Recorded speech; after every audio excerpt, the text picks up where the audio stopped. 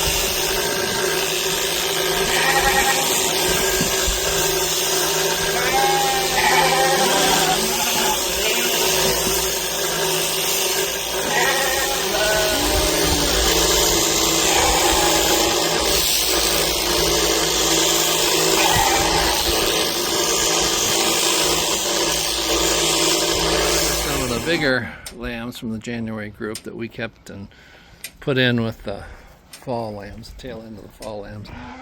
There's a lamb there at the water. He's an October lamb. He'll be going to market in 2 weeks. And he's probably weighing 140, 150 pounds. So these lambs are probably, that one there's probably 110, 120. So got them in here. They're adjusting to new groups. New routine, but I'm really pleased with the finish or the flesh on these. That's a January lamb there. They're really good condition, so pleased with how they're looking. And then I put 2 wethers over here, 2 bigger wethers. We have a new ram. Got him yesterday and finally got him unloaded today. He was shorn today as well. So the white face and the brown face on the right are two of our January lambs that pleased with how they're doing. That one right there in the center is our new ram, Suffolk ram. I'm really pleased with his conformation. I don't like his breed character. He doesn't really have good Suffolk breed characteristic. He had wool in his face. You can see his top knot there had wool, so that's not really good for purebred sheep, which we're not raising purebred sheep. We're a commercial producer, so he's fine for what we want. Really like the bone, the substance of bone on him. See how big around his legs are. So it's one thing I wanted to improve on our flock. I also like his length of body. It's much longer. Good muscling throughout. Nice rear saddle, rear quarters. I fault him. He's a little, possibly a little pinched in the loin, but not bad. I think he will cross well with our Ile-de-France. He's a little tender-footed because he's not used to being on stone. But he's had a rough 24 hours. He started in South Dakota. We picked him up yesterday about 3. Met him in Madison, Wisconsin. And I left him on the trailer last night because I thought new place and everything, he'd be best in the trailer. He ate and drank a little bit last night. So we finally let him out today, and he ate grain. He's eating hay. So all things considered, I think he's doing pretty well. So we'll see how he produces. He's a January 26th ram, so we'll use him the first time for January lambs for next year, probably late August, and we're going to breed him to 4 ewes the first time around. So we'll see how he does. It's been a very busy day. We had to take 3 lambs to the butcher today. Had to get him done. We had to get all these sorted, put the fence back up, clean all the wool out of here. Then in the process, right before I went to the butcher with the 3 lambs, we had 1 ewe had twins this morning, and 2 other ewes were trying to steal the lambs. So I had to get her in. Well, in the process of doing that, the other 2 went into labor after we got done shearing, because that was this morning before we were shearing.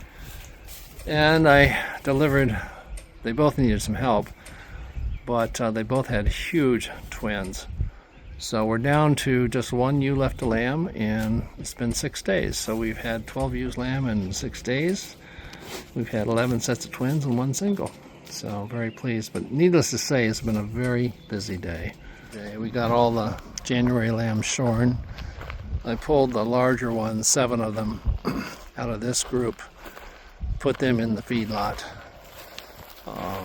We took 3 in today from the feedlot, so that dropped us down to 6. And then we've got 2 more going in 2 more weeks, and then 2 more after that. So we needed some more in the feedlot. And the larger ones are probably 120, 125 pounds. I went to weigh them, but my scales isn't working. I tried to recalibrate it. Not doing something right, so I gotta call the company because I want to get them weighed. But really pleased with the condition on these lambs. The smaller ones are actually the younger lambs, but they all look really good. These 3 ewes are doing okay.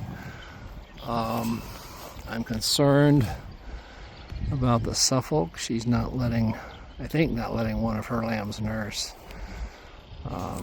He's acting okay, but I saw her kind of kicking and moving away from it, so I have to keep an eye on them.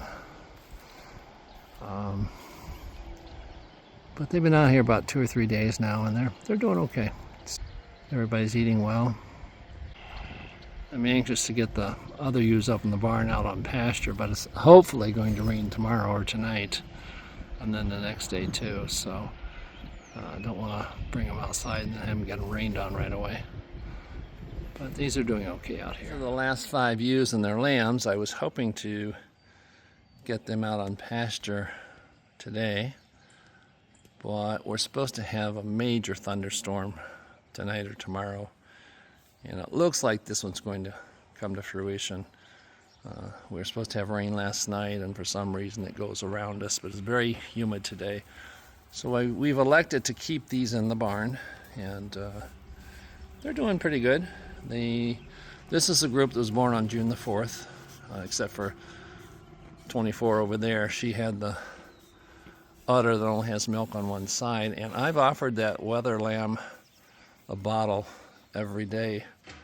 In the last 2 or 3 days, he's refused it, so I think he's getting enough milk from Mom right now. We'll continue to offer it daily, even when he's down pasture. He kind of lays off by himself, but then I've seen him nursing on his mom. So we'll keep them in here a few more days until we're sure they're not going to get rained on when they're outside. The other ewes and lambs, they've been outside for nearly a week now, and they're pretty well adjusted. And they've got natural cover down there and the shade that protects them from the rain, so they should be all right. Goats are in the new lane, the north lane number 1, and they had pretty well eaten half of that bush, so I just broke it over and they're finishing. That's a buckthorn bush, long spiky thorns on it. So they'll take good care of that. And then we just brought their water tank up. Mineral. And Garrett's here, he's laying in the shade. So we're going to keep him in this lane. It goes from here at the woods up to the top of the hill there. Let them clean this fence line up really good. Probably take them 2-3 days. Then once they're finished with that, they're going to go over into the woods, and they'll probably be in the woods, I'm going to say 2 weeks. You can see up there at the corner, that's where the fence goes up and then goes straight through and crosses the creek. So it was really easy getting them up here this time, so we really appreciate the new fence we've put in. So we're out here in the north woods here. Lots of dock, which the goats love that. A lot of browse. So, and it's pretty dense all the way through. There's some alfalfa and clover right there, just a little bit, nothing terrible. So, I get that lane cleaned up, and then we're gonna let them on down in here. On my way back to feed Garrett, the guardian dog that's with the goats, and check on the goats. So we do that once a day and check the goats once a day. So it helps us get our steps in, because you can see how far we're going. It's always a nice walk, generally, but you hear a whole bunch of songbirds here. Often you can't see them, but you can hear them. And I have this app on my phone called Merlin. It's free from the Cornell Ornithology Lab from Cornell University. So I'll put a screenshot of the ones that I heard just on this walk this morning. This is North Laneway 1. After 2 days of the goats being in here, they just pretty well cleaned that up. You can see up there on the hill, those scrub trees, bushes, they just totally stripped them, just like these here. So after 2 days, we're turning them out here. Probably be out here, I'm thinking 2 weeks, and they will have this all cleared out by the time it's done. And you can see they're going up for the trees there right now. There's some alfalfa over here, and they love burdock, so they'll clear all that out. So they're just excellent at what they do. Once they're finished here, then we're going to take them to Kelsey's, the lady who wrote our grazing plan for us, and she's got about 2.5 acres, about twice this much of really heavy browse, and we'll leave them down there until they get that cleared. I'm thinking they'll be down there at least a month or 2, but we'll just play it by ear. And once again, here's the laneway they were in. They were only in this 2 days. And from the initial video, when we turned them out, you could see how much it was overgrown. All the brush, and that's all buckthorn there, sticking through the fence, and they cleaned that off. So they're very good. There are companies that have goats that do prescribed grazing or clearing. And if I were younger, I would probably consider that.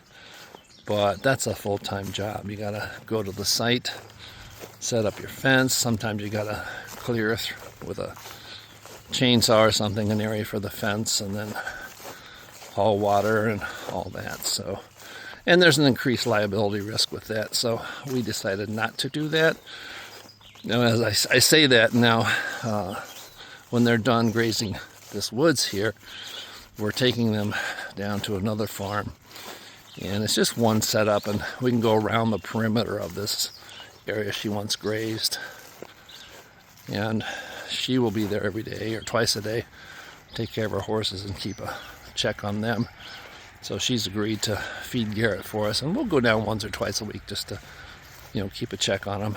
Here's our water and mineral station. I just opened the gate and let him in, and there they are, base of the hill. And we'll see how much they've done just in one day's time, or not even one day. They're coming up here. They think they're going to get some grain or something. See where Garrett is. Garrett, come on!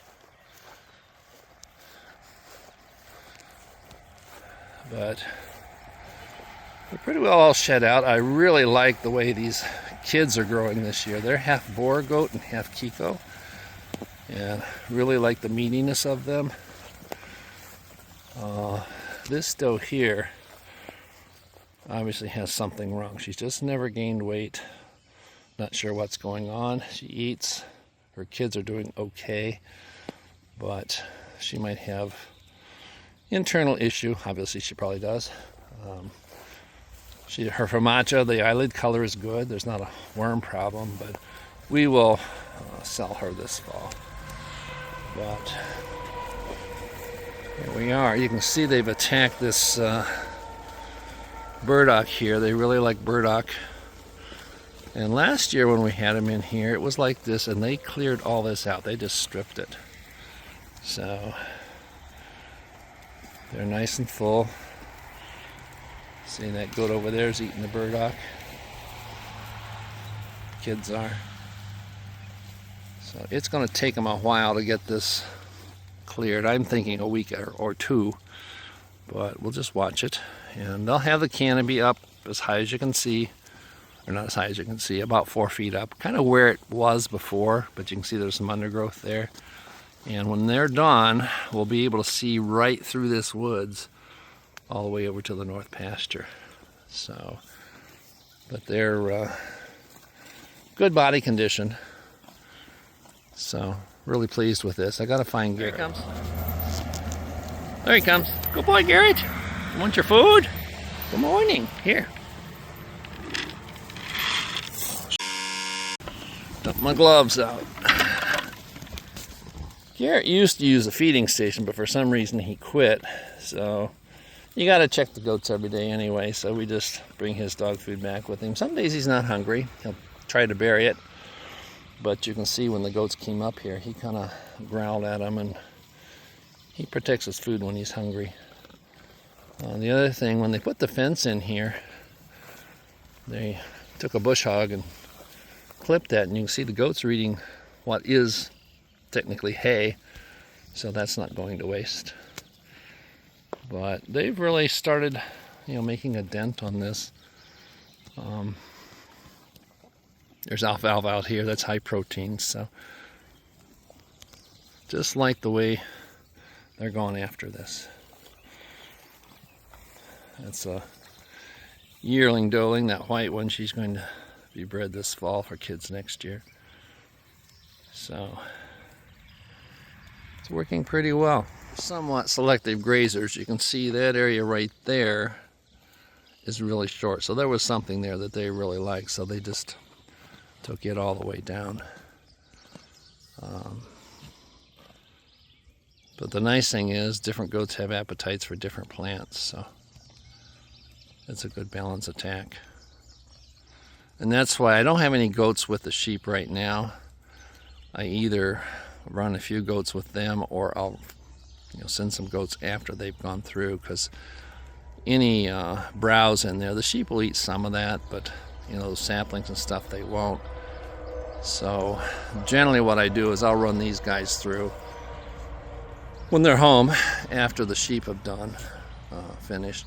I don't like running the goats with the sheep because the sheep are afraid of them and the goats beat up on the sheep. So we decided to keep them separate. There's the bungee gate to the lane, keeping them out of the woods. And when I opened it up, most of the time we just curl it on the ground.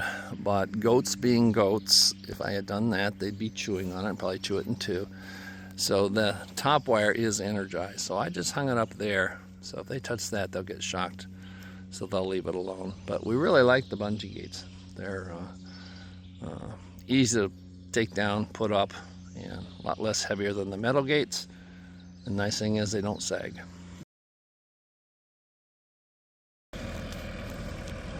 As I said earlier, I've had trouble with rotational grazing these lambs, and you can see this pasture. I've actually let them back out here, but it needs to be topped. There's mature grass heads there, and then lower there's about, I don't know, 6 inches of new growth there.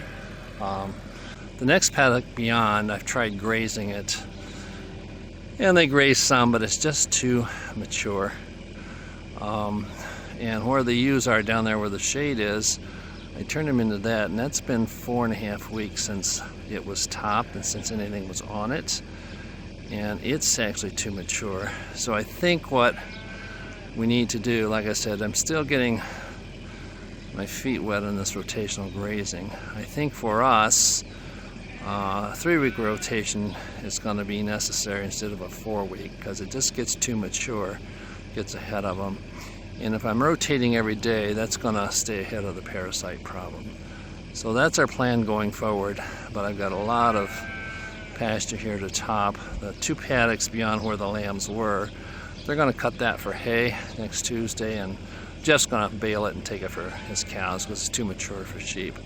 So, like I say, it's a learning process, it's a work in progress, and we'll see if we can't get this figured out this summer. Part of the issue is, like you see in this paddock, they just overgrazed this, and that's what they've done on the laneway out there and going down there. And I don't have another shade for the lambs. That's the problem. I've got to get another shade so I can just put them out there and then just rotate them and they stay out there. But right now they're coming back and forth, so they have their favorite spots and they overgraze it. So I'm looking to find an old hay wagon, but it may be as expensive as another one of those shades. So either case, I've got to get some shade for these lambs here real soon. The hardest thing for me to adjust to on this is the temptation to cut it shorter. Doesn't look like a whole lot of difference here, but the goal is just to cut off these taller pieces like this, like that, and leave the lower part. So by topping off those dead stems, that stimulates more new growth of the plant. You can see where it chopped it off right there. So new growth is coming out of there. So that's the goal. Before, when I was doing it, I had it cut way too short. So this is better. So we're going to do all the lots there that are in need of it. Plus we'll do the laneway down there as well. I'm out here in this paddock where it's a little denser forage. And I'm leaving quite a bit, which is what I want, because this lower part is what they'll eat. And you don't want to go too close. It's the upper canopy part that's gone to seed. So we're going to cut this whole paddock. That one over there, they're going to cut for hay. That one and the next one over. But I've got to take some fence down here because I was grazing this and they just weren't doing what I thought they should be doing. So get this taken down, and we're going to cut all of this, and then we'll cut where they're grazing over there too. This is a situation where it would have been advantageous to have had a few calves or cattle this spring to run ahead of the sheep because it was growing so fast. And cattle are different types of grazers. They usually go for the taller parts of the plant, and the sheep go for the lower parts. But cattle's quite an investment and much larger risk, so we'll just top it and keep it under control that way. So I finished topping this whole area here, or clipping. And you can see they cut it down to about 6 to 8 inches. But right there.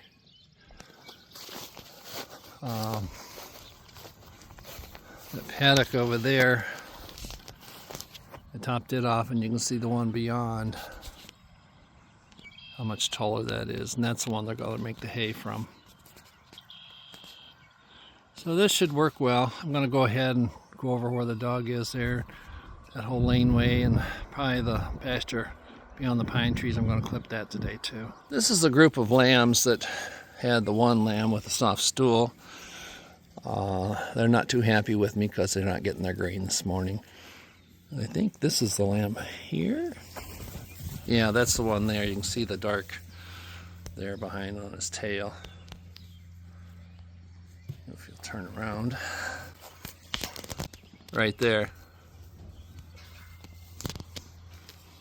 So I noticed the soft stool on the ground first, and then I checked him, and he was the one that had it. So if one has it, they all probably will have it.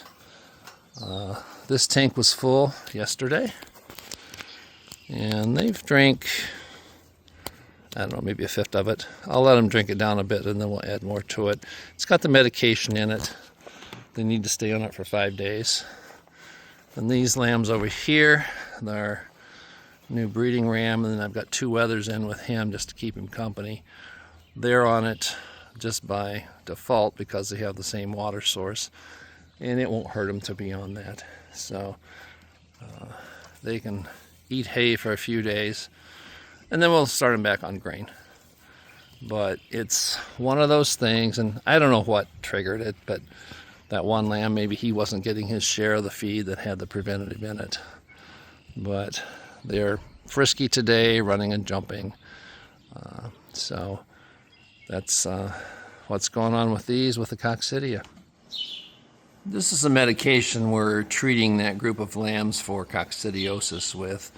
Put it in their drinking water, and it's really easy to administer because they're on a tank. Water holds 40 gallon.